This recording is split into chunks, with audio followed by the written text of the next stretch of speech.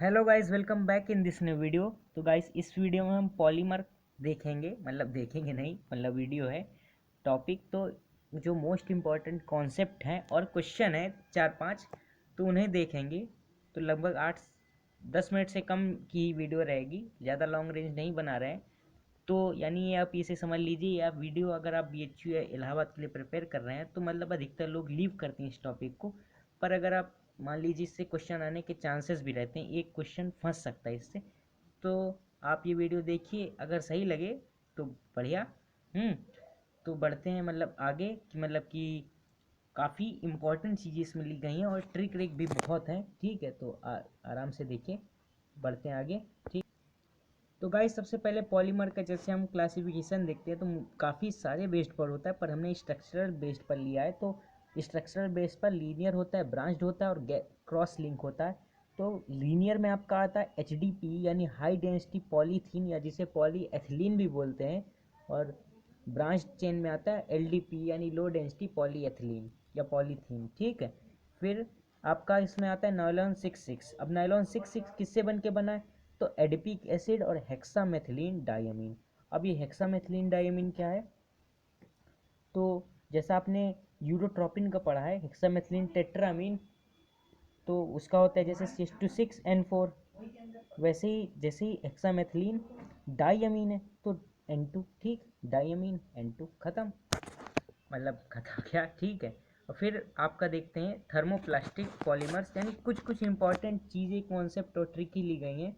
पूरा का पूरा चैप्टर, मतलब बहुत कम लोग वीडियो डालते हैं इस पर, ऐसा आप देखते भी होंगे। पर इस पर इम्पॉर्टेंट चैप्टरों में से एक है अगर देखा जाए एक हिसाब से तो।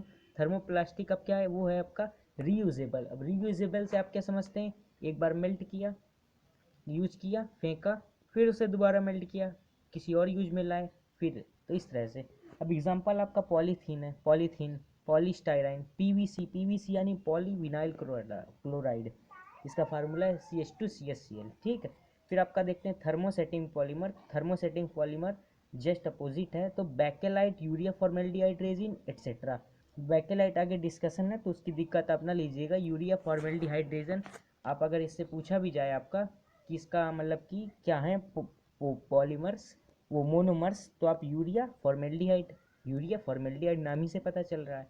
हम्म फिर बढ़ते हैं आगे।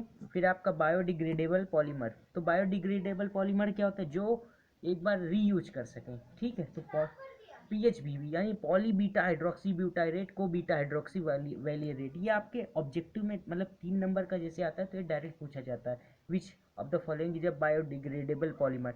तो नाम आए या फिर शॉर्ट नेम आए तो आप दो आएंगे, तो अगर आप ये वीडियो देख रहे हैं तो आप बिल्कुल नहीं भटकेंगे, तुरंत कर देंगे। और मतलब ये which end themselves at time passes, यानी ये नेचुरल ही होते हैं। नेचुरल नहीं मतलब खुद को जैसे ही टाइम बीतता है खुद को उसके अनुसार डेथ हो जाते हैं। जैसे इंसान की भी एक निश्चित आयु तक जैसे ही टाइम, मतलब पहले इंसान बच्चा रहता है, फिर थोड़ा बड़ा होता है, फिर युवा, फिर किशोर, और फिर एज उसकी बढ़ती जाती, वृद्धावस्था आती है, और फिर जरावस्था, और फिर मृत्यु। वैसे ही ये भी है बायोडिग्रेडेबल पॉलीमर, बहुत अच्छा पॉलीमर है। और फिर टेरिलीन। टेरिलीन की ट्रिक है टरलीन। टरलीन, अब टर से क्या बनता है? टरथैलिक एसिड। अब इस तरह ट्रिक है, ये एक आसानी से बना सकते हैं। और लीन यानी एथिलीन, कहाँ जाना चाहिए आपका दिमाग? एथिलीन। अब एथिलीन तो ग्लाइकॉल। तो ये आपकी एक छोटी सी ट्रिक भी हो गई है, तो आप याद रखिएगा। क्या? टेरिलीन। और टेरिलीन को डेक्रोन नाम से भी जानते हैं, तो कंफ्यूज नहीं होना है। ठीक है, बढ़ते हैं आगे। तो गाइस, जैसे मैंने कहा था कुछ क्वेश्चन होंगे, कुछ कॉन्सेप्ट होंगे, तो कॉन्सेप्ट तो अधिकतर हो ही गए हैं, एक दो बचे हैं तो आगे डिस्कस कर लेंगे। तो फिर है caprolactam is use for preparation of. तो कैप्रोलैक्टम आपका यूज होता है नायलॉन 6 में। आपको मैं एक बात बताना चाहूँगा कि मतलब 3 है नायलॉन 6, फिर एक नायलॉन 6 और एक है नायलॉन 610।